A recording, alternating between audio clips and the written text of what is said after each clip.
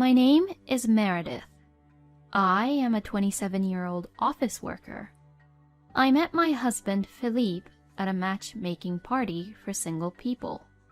Philippe is an elite guy who works for a major company, and he was so good looking that he was so easy on the eyes, and a lot of women were interested in him at that matchmaking party. When I was at the matchmaking party thinking that all of the men who were at the party were all good looking and that it was such a high-level party, that is when Philippe approached me and asked me for my contact information. After a few more dates to get to know each other, well, we started to officially date each other, and after 6 months of dating, Philippe proposed to me, so I said yes, and that is how we got married. At our wedding, my friends and colleagues were all envious of me because Philippe was such a handsome guy and was successful at his work and had a very good income. To tell the truth, I was very proud of myself. I even thought that God had gifted him to me for my happiness, since I have just been leading such mediocre life. I am just an ordinary woman with average grades, normal appearance, graduated from average university, and had a normal job at a normal company. I would just do my normal job and just spend my normal days in my normal life. So, I really didn't understand the reason why Philippe was attracted to me, even while we were dating, or even after we tied our knot. But I couldn't ask him the reason of why he was attracted to me, because I was afraid that question would bother him and didn't want him to think I am annoying. When we were dating, Philippe was always very kind to me. He took the initiative in deciding where to go on dates and was very dependable. He knew a lot of restaurants and he knew a lot of good places for him to take me around. Since he works for a major company and had very good earnings, he would take me out to very high-end luxurious restaurants and give me many expensive gifts such as brand bags and jewelries. Also, my parents-in-laws gave me the impression of them being a very classy household. My parents-in-laws, Nathaniel and Sophia, and my sister-in-law, Chloe, lived in my parents-in-law's house, and when I went there to greet before our marriage, everyone was always smiling and was very kind to me. So, I was half expecting that I would be able to spend happy days if I got married to Philippe, and the other half wondering if I would be suitable for such a marriage. While I had that thought in my mind, we got married.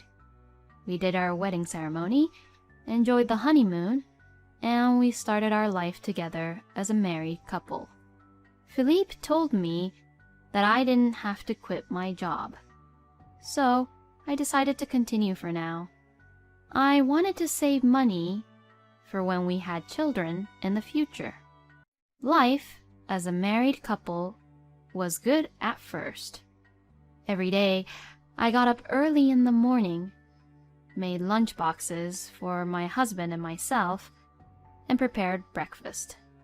Then, when I got home from work, I would do some light household chores and prepare for dinner. I made sure that I was ready when my husband came home, so that he could choose between taking a bath or having dinner. I thought I was doing a pretty good job balancing my work life and my private life. Then, about 2 weeks after we started living together as a married couple, my husband suddenly called me in to talk to me. "Oh, what is it, honey? What do you want to talk about?" About the household chores. Can you work on it more differently? What? How shall I say this? Well, it's not quite right. What do you mean? I didn't understand what he was trying to tell me. I thought I had done everything right in my own way, and I didn't think that there was anything wrong with it. Oh, you don't get it. I see. Well then, I will explain it one by one. First of all, for breakfast, why do you serve frozen food only? It's because that's very efficient and delicious. See, that is the problem. I don't think it's delicious, and you shouldn't think of efficientness. What are you saying? To begin with, for breakfast, I want something nutritious rather than frozen food, which is very junky and not good for health. Every morning, I want to eat salad, a warm soup, and cooked meat, and fruits, and yogurt for dessert. Oh, I see. And for my lunch, I would like to see more variety. Every day is just the same peanut butter and jelly sandwich, and I'm kind of sick of it. I'm sorry. Since I work too, I tend to make same thing over to make it easier for me to prepare. I don't care what kind of work you do. What? Meredith, what you should prioritize is to take care of me and my health. Essentially, we can live on my salary alone since I do have high earnings, so you shouldn't put much effort on your job. You should just enjoy it as if it is your hobby. If you neglect the household chores too much, I'll make you quit your job. Oh, no way. Oh, well, look at the time. I have to get going. Well, we will continue this talk after I come back from work today, okay? Wait, there's more to this conversation? Because of this conversation, I was very exhausted from the morning. But in any case, I had no idea that my husband was so dissatisfied with me. At that time, I still didn't understand that Philippe was just a moral harasser. I obeyed to him as he demanded. This made household chores very difficult to do, and I was extremely tired from trying to balance it with work. Whenever I was a little late because of doing the household chores, Philippe would get very angry with me and scold me. How many times do I have to say the same thing? I didn't think you were this bad at remembering. Do you want me to abandon you? In hindsight, I should have realized and leave him at this point, but Philippe had brainwashed me into thinking that I was the one who was completely at fault and was the one to be blamed for everything bad. And there was someone else who cornered me into thinking that I wasn't good enough, besides my husband. It was my mother-in-law, Sophia. Sophia often came to our house on holidays, and she had the same kind of morally harassing temperament as Philippe. Meredith, would you make me a cup of tea? Yes, sure thing, Sophia. What? Hold on. What on earth are you trying to do? Huh? I was just trying to make your tea. I've never seen the way you brew the tea before. I guess you were not taught how to brew the tea and the manners of it. I'm sorry. Meredith, you can't do anything right, can you? Mother, Meredith is not much of a housekeeper, so I had to teach her everything from zero. Oh my! Is that true, Meredith? Please, don't put too much burden on my son, since he is already very busy and occupied with his work. I'm sorry.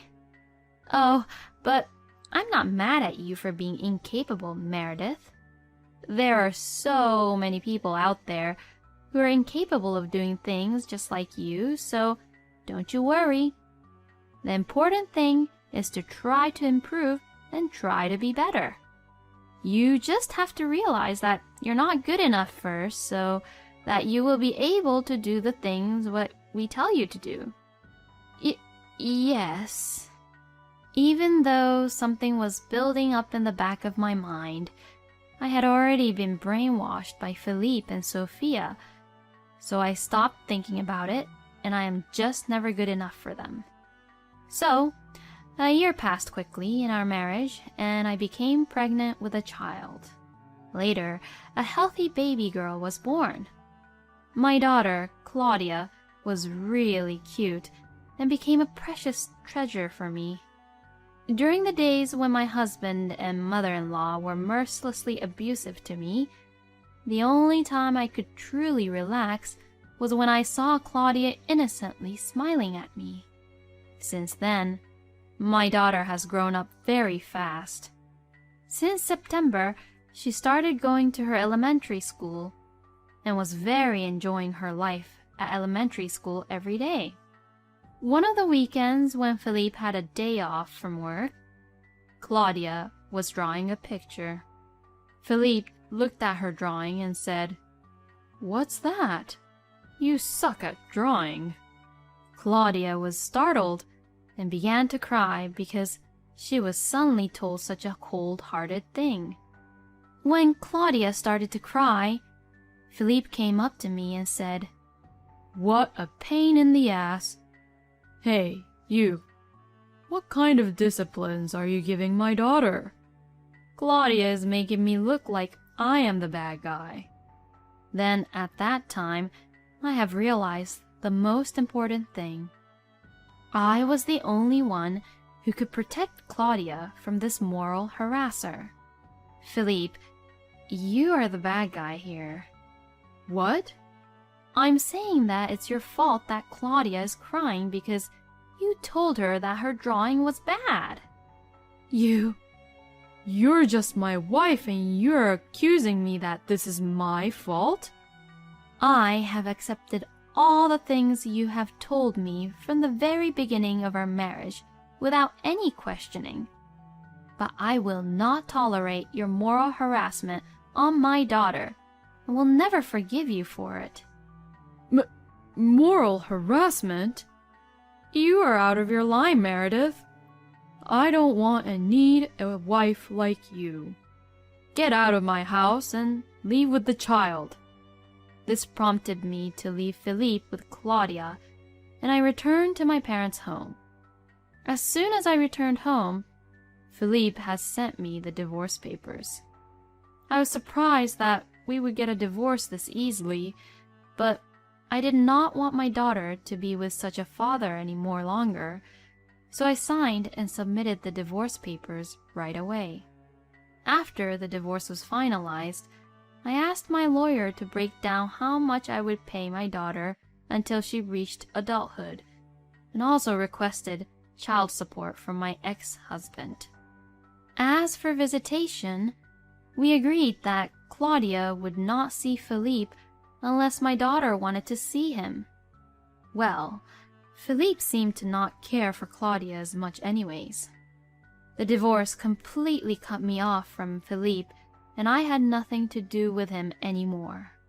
From then on, I stayed at my parents' and asked them to watch over Claudia while I was away at work working hard.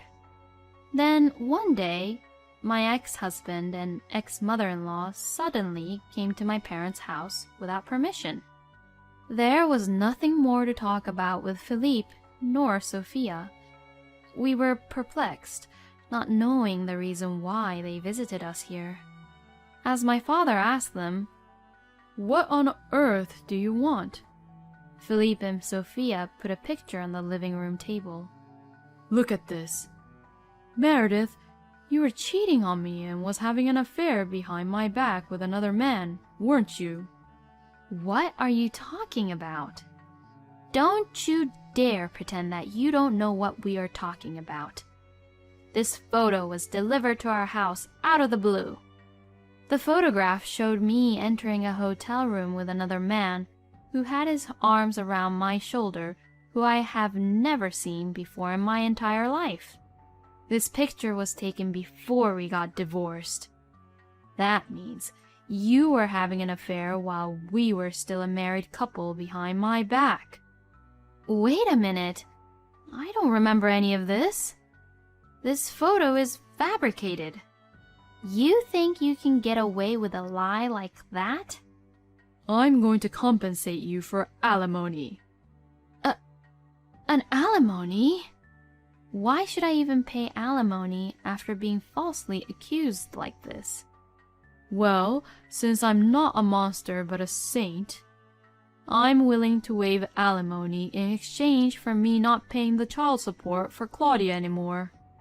When Philippe said this, I had an epiphany and realized what was going on. Philippe and Sophia teamed up and came up with a fake evidence that I was having an affair so that Philippe wouldn't have to pay for Claudia's child support anymore. Hey, what are you going to do about it, Meredith? You'd better admit your guilt and your wrongdoing soon. You might get the cold shoulder from your neighbors and co-workers in the near future. What? What do you mean by that?